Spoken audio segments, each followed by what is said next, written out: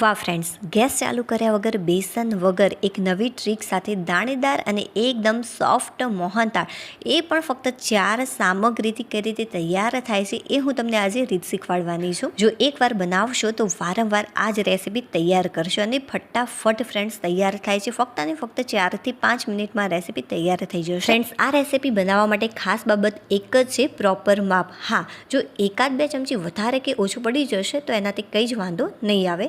તો અત્યારે મેં ખાંડ લીધી છે, આખી ખાંડનો ઉપયોગ કર્યો છે. તો અડધી વાટકી જેટલી ખાંડ એડ કરીશું. 4 થી 5 નંગ જેટલી ઇલાયચી એડ કરી છે.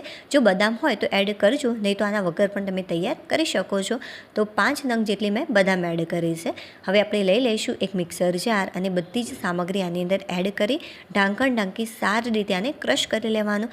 બને ત્યાં સુધી એકદમ ફાઇન આને ક્રશ કરી લઈશું. તો ફ્રેન્ડ્સ, મેં આને એકદમ ફાઇન ક્રશ કરી લીધું છે. બટ હા, આની અંદર આપણે ઇલાયચી આખી એડ કરી છે, એટલા માટે બિલકુલ પણ આ રીતે રાખતા નહીં. આને શું કરીશું, આપણે કોઈ પણ એક બાઉલ લઈ લઈશું અને ચારણી મૂકીશું અને જે આપણે ક્રશ કર્યું છે બધું જ મિક્સર આના ઉપર એડ કરી અને સારી રીતે આને ચાળી લેવાનું, કે જેથી આની અંદર થોડીક પણ કણીઓ રહી ગઈ હોય એ બધી જ બહાર નીકળે. આ રીતે ફ્રેન્ડ્સ, જે પણ હું તમને પ્રોસેસ બતાવું છું એ બધી જ ફોલો કરજો, તો જ તમારો જે મોહનથાળ છે એ સારો બનશે, નહીં તો નહીં બને. એટલા માટે ચાળવું ખૂબ જ ઇમ્પોર્ટન્ટ છે. નહીં તો ઇલાયચીના કોઈ દાણા રહી ગયા હોય અથવા તો એનું જે ફોતરું હોય છે એ રહી ગયું હોય તો તમને ખાવામાં નહીં મજા આવે. એટલા માટે મેં આને સારી રીતે ચાળી લીધું છે. આ રીતે થોડુંક ચમચીની મદદથી પણ મિક્સ કરવું, કે જેથી આ ઝડપથી ચડાઈ જાય. તો આને મેં સારી રીતે ચાળી લીધું છે. થોડોક કચરો જે ઉપર આવ્યો છે એને આપણે ફેંકી દઈશું, બિલકુલ પણ આની અંદર એડ નહીં કરતા. હવે એ જ મિક્સર જાર લઈશું અને આની અંદર શેકેલા ચણા એડ કર્યા છે. ખાસ બાબત એ ધ્યાનમાં રાખવાની કે ફોતરા ન હોવા જોઈએ, અને બીજી એ કે મીઠા વગરના તમારે લેવાના, કે જેની અંદર બિલકુલ પણ મીઠું ઉપયોગમાં ન થયું હોય. તો 2 વાટકી ભરીને મેં શેકેલા ચણા લીધા છે. હવે આને પણ સારી રીતે એકદમ ફાઇન ક્રશ કરવાનું, બિલકુલ પણ કકરું નથી રાખવાનું. તો મેં આને ફાઇન ક્રશ કરી લીધું છે. હવે ફરીથી આપણે એક બાઉલ લઈ લઈશું અને જે ખાંડ દળી હતી એ હું આ બાઉલની અંદર ઉમેરી દઉં છું, કેમ કે મારે મોટા બાઉલની જરૂરિયાત છે. એટલા માટે જે દળેલી ખાંડ છે એ આ બાઉલની અંદર હું ઉમેરી દઉં છું. ચાલો, હવે હું ફરીથી ચારણીનો ઉપયોગ કરું છું અને જે આપણે ક્રશ કર્યા છે શેકેલા ચણા એ આની અંદર એડ કરી દઈશું અને સારી રીતે આને પણ ચાળી લેવાના, કે જેથી આની અંદર પણ થોડો ઘણો જે કચરો હોય છે, મોટો ભાગ હોય છે, એ આપણે દૂર કરી શકીએ. જે હું તમને સ્ટેપ બતાવી રહી છું એ ધ્યાનથી જોજો અને બધા જ સ્ટેપ ફોલો કરજો, તો જ તમારી જે રેસીપી છે પહેલી જ વારમાં એકદમ પરફેક્ટ અને સોફ્ટ બનશે. તો આને પણ મેં સારી રીતે ચાળી લીધું છે. તમે જોઈ શકો છો કે આ રીતે ચાળવાથી જે પણ અમુક થોડાક મોટા દાણા રહી ગયા હોય આપણે દૂર કરી શકીએ છીએ. હવે એક નાની વાટકીની અંદર મેં લીધું છે દૂધ. તો અત્યારે મેં અડધી વાટકી જેટલું દૂધ લીધું છે. જો જરૂર પડે તો તમે પાછળથી પણ એડ કરી શકો છો, એટલા માટે પહેલેથી વધારે એડ નહીં કરી દેવાનું. હવે સારો એવો કલર આવે એ માટે મેં થોડોક આની અંદર ફૂડ કલર એડ કર્યો છે. અત્યારે મેં યલો ફૂડ કલર લીધો છે, તો એ એડ કરીશું આપણે 5 ચમચી જેટલો. તમે આની જગ્યાએ ઓરેન્જ ફૂડ કલરનો પણ ઉપયોગ કરી શકો છો, અથવા તો કલર વગર પણ તૈયાર કરી શકાય છે. જો બાળકો માટે બનાવતા હોય તો ઓરેન્જ ફૂડ કલર કે પછી કોઈ પણ પ્રકારનો ફૂડ કલર આની અંદર એડ નહીં કરતા. હવે આની અંદર થોડું ઘી એડ કરીશું, બહુ વધારે એડ કરવાની જરૂરિયાત નથી. 2 થી 3 ચમચી જેટલું અત્યારે મેં ઘી લીધું છે. જે ચમચીની મદદથી મેં ઘી એડ કર્યું છે, બસ એ ચમચીની મદદથી હું આની અંદર દૂધ એડ કરું છું. જો થોડું ઘી અડધી ચમચી જેટલું વધારે પડી જશે અથવા અડધી ચમચી જેટલું દૂધ વધારે કે ઓછું પડી જશે તો એનાથી કંઈ જ ફરક નહીં પડે. તો 2 ચમચી જેટલું અત્યારે મેં દૂધ લીધું છે. હવે સારી રીતે મસળી લેવાનું. ફ્રેન્ડ્સ, આ પણ સ્ટેપ ખૂબ જ જરૂરી છે. જે સ્ટેપ બતાવું છું એ ધ્યાનથી જોઈ લેજો અને એ પ્રમાણે જ કરજો. આમ કરવાથી સરસ મજાનું મોણ લાગી જશે આ લોટની અંદર. જે રીતે મોહનથાળમાં આપણે આ રીતે કરતા હોઈએ છીએ, બસ એ જ રીતે તમારે કરવાનું છે મોણ. જો આ રીતે મુઠ્ઠી બને એટલું મેં આની અંદર મોણ એડ કર્યું છે. એકદમ પરફેક્ટ આ મોણ તૈયાર થયું છે. જો થોડું વધારે કે ઓછું હશે તો કંઈ જ ફરક નહીં પડે. ચાલો, હવે આપણે આગળની પ્રોસેસ કરી લઈએ. તો એ જ મિક્સર જારનો મેં ઉપયોગ કર્યો છે. ફરીથી આપણે આ જે તૈયાર કર્યું છે મોણવાળું મિક્સર એ આની અંદર એડ કરી અને ફક્ત 30 સેકન્ડ માટે જ ચાલુ રાખવાનું છે મિક્સર, વધારે ચાલુ નથી રાખવાનું. આમ કરવાથી જે મીઠાઈ છે એ ખરેખર દાણેદાર બનશે.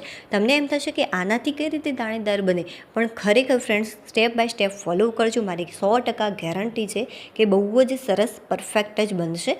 તો સારી રીતે મેં આને ક્રશ કરી લીધું છે ફક્ત 30 સેકન્ડ માટે. ચાલો હવે આપણે એ જ બાઉલ લઈ લઈશું અને જે મિક્સર મેં ક્રશ કર્યું છે એ આ બાઉલની અંદર એડ કરી દઈશું. હવે જે આપણે ખાંડનું મિક્સર તૈયાર કર્યું હતું, ખાંડ, બદામ અને ઇલાયચીનું, એ બધું જ મિક્સર આની અંદર એડ કરી દઈશું. જે આ માપ છે ફ્રેન્ડ્સ, એકદમ મેં પરફેક્ટ માપ સાથે તમને બતાવ્યું છે, એટલા માટે બિલકુલ પણ ખાંડ વધારે કે ઓછી નહીં પડે, પરફેક્ટ જ બનશે. હવે બસ ચમચીની મદદથી સારી રીતે એકવાર મિક્સ કરી લઈશું. આને સારી રીતે મિક્સ કરવું ખૂબ જ જરૂરી છે, કેમ કે જે ખાંડ છે એ લોટ સાથે સારી રીતે મિક્સ થશે તો જ સારું એવું આનું રિઝલ્ટ મળશે. નહીં તો તમે જ્યારે ખાશો ત્યારે એક જ જગ્યાએ તમને ખાંડ લાગશે અને એક જ જગ્યાએ ચણાનો લોટ લાગશે, શેકેલા ચણાનો લોટ. હવે હાથની મદદથી હું સારી રીતે મિક્સ કરી દઉં કે જેથી જે પણ કણીઓ રહી ગઈ હોય ખાંડની એ સારી રીતે મિક્સ થઈ જાય. હવે ચમચીની મદદથી આની અંદર આપણે દૂધ એડ કરીશું. તો બસ આ રીતે થોડું થોડું દૂધ એડ કરતા જવાનું અને સારી રીતે મિક્સ કરતા જવાનું.